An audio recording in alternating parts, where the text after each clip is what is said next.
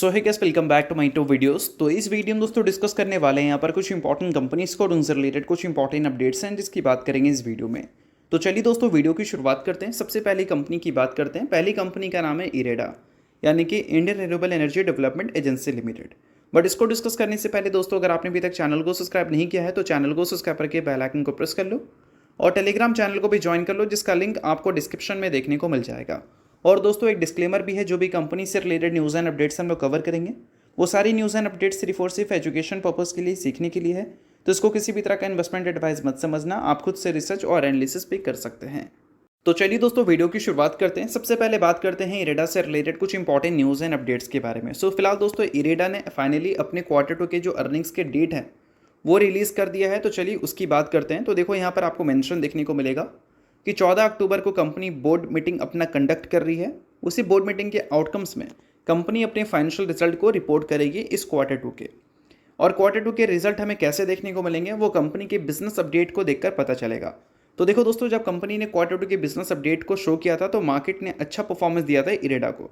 क्यों भाई? क्योंकि कंपनी के जो नंबर्स थे वो ईयर ऑन ईयर बेसिस पे काफ़ी अच्छा परफॉर्म करते हुए दिख रहे थे। अब देखो Q2 में कंपनी ने जो लोन सैंक्शंस किया था उसमें इस बार ईयर ऑन ईयर बेसिस पे 86% की ग्रोथ हमें देखने को मिली थी। और उसके अलावा लोन डिस्बर्समेंट की अगर हम बात करें तो उसमें हमें 54% की ग्रोथ देखने को मिली थी।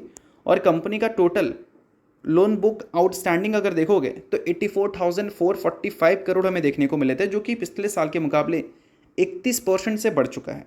तो बोल सकते हैं कि ईयर ऑन ईयर बेसिस पे एटलीस्ट 30% ग्रोथ तो मार्केट उम्मीद करके चलेगी। और क्यू एन क्यू बेसिस पे प्रॉफिट में ग्रोथ हमें देखने को मिलेगा, क्योंकि पिछले क्वार्टर में गेंसोल इंजीनियरिंग के डिफ़ॉल्ट की वजह से कंपनी के एसेट क्वालिटी डिक्रीज़ हुए थे। बट इस बार वो चीज़ देखने को हमें मिलेगा नहीं। तो इस वजह से हम बोल सकते हैं कि क्यू एन क्यू बेसिस पे कंपनी के नंबर्स शार्पली इंक्रीज़ कर सकते हैं कंपनी के प्रॉफिट के मामले में। भले कंपनी के revenue year on year basis पे उतनी तेज़ी से ग्रो ना करे, but Q N Q basis पे प्रॉफिट अच्छा ग्रो करता हुआ दिख सकता है। बाकी कंपनी 14 अक्टूबर को रिजल्ट तो रिपोर्ट करेगी, उसी दिन सभी चीज़ें हमें क्लियर भी होता हुआ नजर आएगा। सो अगर आप इरेडा के इन्वेस्टर हैं तो इन सारी चीज़ों को आप नोट कर सकते हैं। कोई रिकमेंडेशन नहीं है, सभी चीज़ें सिर्फ और सिर्फ एजुकेशन पर्पज़ के लिए हैं। सो अब दोस्तों वीडियो में आगे बढ़ने से पहले बात कर लेते हैं सेबी रजिस्टर्ड टेलीग्राम चैनल के बारे में, जिसको चाहो तो आप ज्वाइन कर सकते हो। अब ज्वाइन करने का सबसे बड़ा बेनिफिट क्या है वो मैं आपको समझा देता हूँ। देखो, मार्केट से रिलेटेड जो इंपॉर्टेंट एनालिसिस होते हैं वो आपको यहाँ पर देखने को मिलता है, वो भी बिल्कुल फ्री ऑफ कॉस्ट। उसके अलावा काफ़ी सारी कंपनी के चार्ट्स आपको देखने को मिलते हैं रेगुलर बेसिस पे, जो कि यूट्यूब पे तो अब आपको देखने को मिलेगा नहीं। तो वो सारी चीज़ें आपको टेलीग्राम में ही अपडेटेड देखने को मिल जाती हैं। और इसके अलावा दोस्तों सेबी रजिस्टर्ड टेलीग्राम चैनल है, तो यहाँ पर आपको काफ़ी सारे कॉल्स वगैरह भी देखने को मिलते हैं, जिसका भी बेनिफिट आप ले सकते हैं। पास्ट में जो कॉल्स वगैरह यहाँ पर देखने को मिले थे उसकी परफॉर्मेंस भी हमें काफ़ी अच्छी देखने को मिली थी, जिसको आप चाहो तो नोट डाउन कर सकते हैं। और साथ में दोस्तों यहाँ पर लाइव आकर जो भी आपके डाउट्स इंक्वायरीज हैं वो भी क्लियर किया जाता है। तो लिंक इसका आपको डिस्क्रिप्शन में देखने को मिल जाएगा, लिंक के थ्रू जाकर आप सेबी रजिस्टर्ड टेलीग्राम चैनल को ज्वाइन कर लेना। अब इन सारी चीज़ों के बाद दोस्तों इरेडा से रिलेटेड एक और अपडेट की बात कर लेते हैं, जो कि कंपनी के शेयर होल्डिंग पैटर्न में देखने को मिलेगा।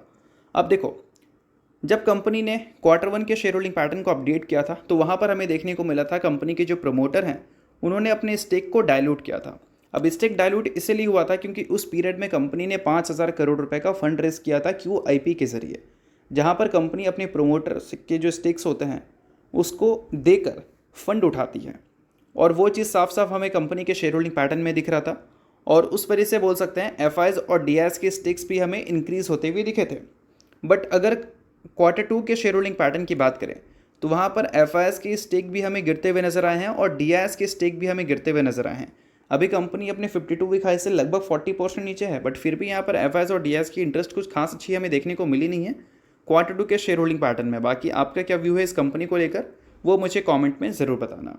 अब इन सारी चीज़ों के बाद दोस्तों बात करते हैं अगली कंपनी के बारे में, जिसका नाम है टाटा मोटर्स लिमिटेड। अब टाटा मोटर्स आज के दिन काफ़ी फोकस में देखने को मिल रही थी। फोकस में रहने का सबसे बड़ा रीज़न ये है कि टाटा मोटर्स ने अपडेट दिया है।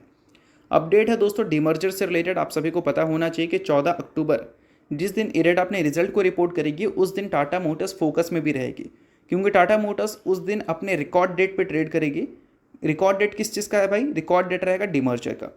आप सभी को पता होना चाहिए कि टाटा मोटर्स अभी तो एक एंटिटी है, बट 14 अक्टूबर के बाद वो 2 एंटिटी बन जाएगी। एक होगा Tata Motors limited commercial vehicles limited और दूसरा होगा Tata Motors passenger vehicles limited. और ये दोनों सेपरेट मार्केट में ट्रेड करेगी। जो भी 14 अक्टूबर से पहले कंपनी के शेयर होल्डर रहेगा उसको कमर्शियल व्हीकल्स का एक इक्विटी मिलेगा, ठीक है। और जो उसके बाद शेयर होल्डर रहेगा वो सिर्फ पैसेंजर व्हीकल्स को ही ओन करेगा, ना कि कमर्शियल व्हीकल्स को। अब यहाँ पर फिलहाल कंपनी ने उन्हीं सारी चीज़ों को लेकर अपडेट दिया है कि 14 अक्टूबर हमारा रिकॉर्ड डेट है और उस दिन कंपनी डिमर्ज करेगी। तो फिलहाल कंपनी का प्लान है कि कमर्शियल व्हीकल्स वाला जो बिज़नेस है उसको डिमर्ज कर देना है और टाटा मोटर्स पैसेंजर व्हीकल्स को मर्ज कर देना है टाटा मोटर्स लिमिटेड के साथ। यानी कि टाटा मोटर्स लिमिटेड बोल सकते हैं अब इंडिया के पैसेंजर व्हीकल्स वाले सेगमेंट को भी ओन करेगी और JLR जो है उसको भी ओन करेगी। तो ये 3 कंपनी का एक बोल सकते हैं एंटिटी का पार्ट रहेगा और टाटा मोटर्स कमर्शियल व्हीकल्स एक सेपरेट एंटिटी रहेगी, जिसके साथ इवेको कंपनी को एक्वायर करने के बाद वो उसका पार्ट बन सकती है। तो ये सारी चीज़ों को आप नोट कर सकते हैं, काफ़ी इंपॉर्टेंट चीज़ें थी। बाकी इसके अलावा बात करें अगली कंपनी के बारे में तो उसका नाम है KPI green energy limited. But इसको डिस्कस करने से पहले दोस्तों, अगर आपने अभी तक सेबी रजिस्टर्ड टेलीग्राम चैनल को ज्वाइन नहीं किया है तो उसको जाकर आप ज्वाइन कर सकते हो। इसका लिंक आपको डिस्क्रिप्शन में देखने को मिल जाएगा। आप सेबी रजिस्टर्ड टेलीग्राम चैनल है तो काफ़ी कुछ मिलता है, मार्केट से रिलेटेड अपडेट हो, इंडस्ट्री से रिलेटेड एनालिसिस हो या फिर स्टॉक से रिलेटेड, और उनके चार्ट्स को प्रॉपर एनालिसिस कर भी अपडेट किया जाता है, जिसको भी आप चेकआउट कर सकते हैं। और साथ में दोस्तों सेबी रजिस्टर्ड टेलीग्राम चैनल है तो कॉल्स वगैरह भी दिखते हैं, उसको भी चाहो तो आप चेकआउट कर सकते हो, लिंक आपको डिस्क्रिप्शन में दिख जाएगा, बिल्कुल फ्री ऑफ कॉस्ट ज्वाइन कर सकते हैं आप। अब दोस्तों बात करते हैं KPI ग्रीन एनर्जी के बारे में। सो आज के दिन ये कंपनी 2 बड़े न्यूज़ के वजह से आपको फोकस में रहती हुई देखने को मिल रही थी। पहले न्यूज़ की अगर हम बात करें तो आज के दिन KPI ग्रीन 3.5% के आसपास की तेज़ी दिखाती हुई दिख रही थी, क्योंकि कंपनी ने सिक्योर किया है एक ट्रेडिंग लाइसेंस GERC की तरफ से। अब इस चीज़ को मैं थोड़ा सा डिटेल में समझा देता हूँ। तो देखो दोस्तों, कंपनी ने आज के दिन एक कॉन्ट्रैक्ट सिक्योर किया है जो कि 100 megawatt solar power project under captive power producer business segment, ठीक है। अब इसमें GERC अप्रूवल भी कंपनी को मिल चुका है, यानी कि बोल सकते हैं एक ट्रेडिंग लाइसेंस कंपनी को मिल चुकी है।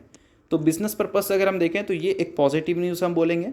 बट इसके बाद दोस्तों कंपनी ने एक नोटिस अपडेट कर इन्फॉर्म किया था कि KP ग्रुप साइन कर चुकी है MOU with government of Gujarat. अब इसके बदले क्या होगा, डेवलप करेगी hydrogen and EV fuel station across the state. अब इन सारी चीज़ों को आप नोट कर सकते हैं, क्योंकि एक गवर्नमेंट के साथ MOU साइन हुआ है KP ग्रुप का, और KP ग्रुप का साइन हुआ है तो इसका मतलब ये नहीं कि KPI ग्रीन एनर्जी को कोई मतलब नहीं है। KPI ग्रीन एनर्जी ने ही ये नोटिस को अपडेट किया है, यानी कि कहीं ना कहीं इस जो MOU है उसमें KPI ग्रीन एनर्जी की भी कंट्रीब्यूशन हमें इक्वली देखने को मिल सकती है जितनी कंट्रीब्यूशन इनकी अदर सब्सिडरीज की देखने को मिले। तो ये सारी चीज़ों को आप नोट कर सकते हैं, क्योंकि बिजनेस से रिलेटेड ये काफ़ी बड़ी न्यूज़ हम बोल सकते हैं। बाकी KPI ग्रीन एनर्जी की अगर हम कन्वेक्शंस की बात करें तो 2030 के फाइनेंशियल ईयर तक को लेकर कंपनी टारगेट कर रही है कि एवरी ईयर हम 60% से ज़्यादा का रेवेन्यू ग्रोथ अचीव करना चाहते हैं। कंपनी के अच्छे ऑर्डर बुक हैं, ऑर्डर बुक इनफ्लो अच्छे हैं, तो ये सारी चीज़ों की वजह से कहीं ना कहीं कंपनी के गाइडेंस ऐसे काफ़ी इंटरेस्टिंग हमें देखने को मिल रहे हैं। तो इन सारी चीज़ों को आप नोट कर सकते हैं, बट जितनी भी चीज़ें हैं वो सिर्फ एजुकेशन पर्पज़ के लिए, इस चीज़ को भी ध्यान में रखना। अब इसके अलावा दोस्तों बात करते हैं अगली कंपनी के बारे में, जिसका नाम है Tata investment corporation limited. So next week company focus में रहेगी, क्योंकि 14 अक्टूबर को ये भी कंपनी फोकस में रहने वाली है, क्योंकि 14 अक्टूबर को इस कंपनी का स्प्लिट का रिकॉर्ड डेट रहेगा। यानी कि 14 अक्टूबर को 1:10 के हिसाब से कंपनी एडजस्ट होती हुई दिखेगी। सो अगर आप टाटा इन्वेस्टमेंट के शेयर होल्डर हैं तो इस चीज़ को आप ध्यान में रख सकते हो। बाकी शेयर होल्डर आप नहीं हो तो आप इग्नोर कर सकते हो। तो ये सारी कुछ इंपॉर्टेंट कंपनी से रिलेटेड इंपॉर्टेंट अपडेट थी दोस्तों, जिसकी बात की हमने इस वीडियो में। होप करता हूँ वीडियो आपको अच्छा लगा होगा। लाइक कीजिए, पहली बार सब्सक्राइब कीजिए। वीडियो के लिए बहुत बहुत शुक्रिया।